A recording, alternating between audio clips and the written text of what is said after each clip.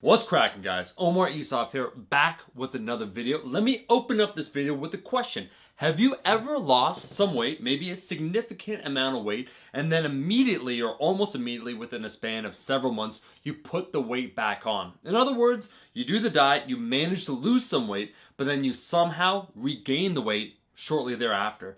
Don't worry, this isn't a trick question. It happens to every single person. I've been in that exact same scenario before. What I hope with this short video right now is to illuminate the reason why for most individuals losing weight at a slower or more sensible rate makes a lot more sense, and really trying to retain muscle mass when they lose weight. In other words, why truly the tortoise tends to be superior than the hare. I like turtles. When it comes to fat loss, maintaining weight loss, and then overall progress in the gym. So if you just care about getting swole, this is for you. I have to give a huge shout out to Mass Monthly Application in Strength Sports, Eric Trexler, who we had on this channel, did an overview of an article, of a research paper that came out basically examining weight regain, and they found out one of the most accurate predictors if someone was to regain weight or had a higher likelihood of regaining weight were from individuals that lost more muscle mass, essentially. So fat-free mass is what they call it, but individuals that tended to have more of that loss, so more muscle loss or more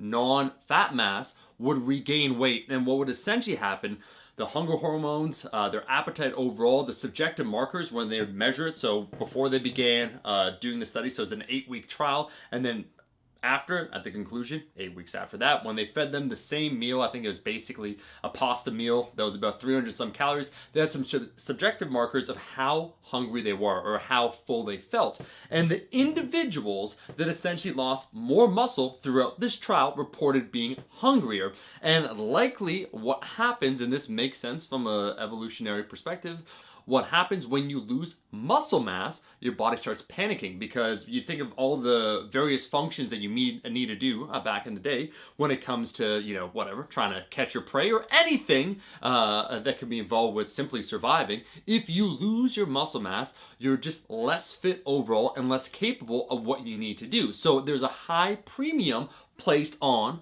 muscle mass. And so again, this makes sense, but what I see, the difference between what you should do, and I think sometimes people simplify it too much. Oh bro, you want to lose weight?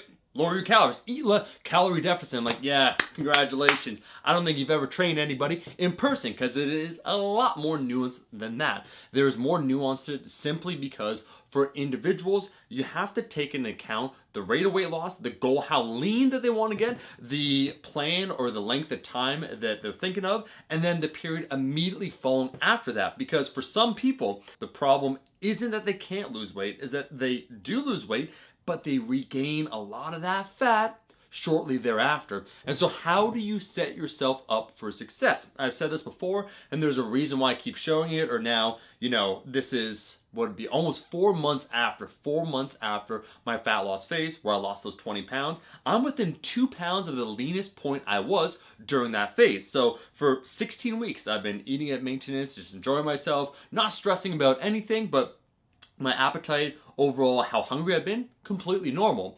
And I credit the approach, and I have to credit once again Eric Helms, the whole idea of doing diet breaks, so doing 3 weeks on and then 1 week off or 2 weeks off, seemed to work really well for me. So I did 3 of those blocks. And some people, when I was doing that, say, oh man, why are you making it so easy on yourself? Why are you taking all those breaks? Like, shouldn't you just go right after it? And sometimes we perceive a more moderate approach with either weakness or not wanting it bad enough. And what I noticed after doing that, from a psychological perspective, I was chill. I didn't feel anything at all. I didn't feel, oh man, I just died and lost 20 pounds and I need to jump right back into this, or I'm going to regain all this weight.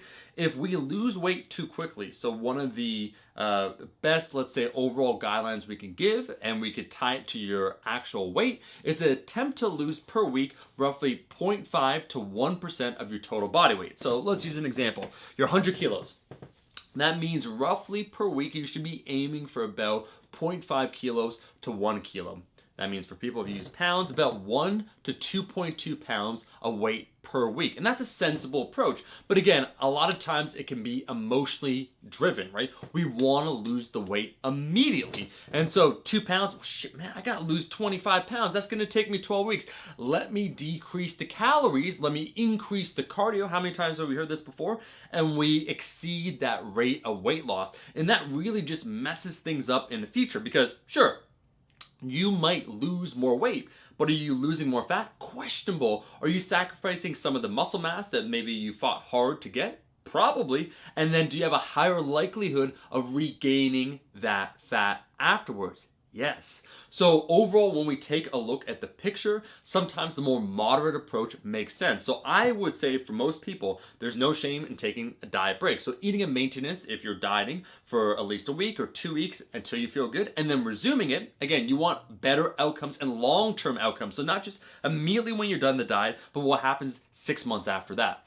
And so I would say diet breaks, the rate of weight loss that you choose to do. So again, I would say 0.5 to 1% of your total body weight per week is what you should be aiming to do. And then lastly, the level of leanness you want to get to. So I'd say a sensible approach, being flexible, make sure you don't get too dangerously lean, avoid, I'd say excessive implementation of cardio. And then lastly, of course, being on a properly regimented program that has a periodization scheme to it, so it allows you to try and maintain your strength or maybe even build it if you're a beginner or intermediate lifter to give your body the best chance to retain the most amount of muscle mass. Anyways, I gotta get out of here. Thank you so much for watching the video. If you enjoyed the video, what are you waiting for? You made it to the end of the video right here.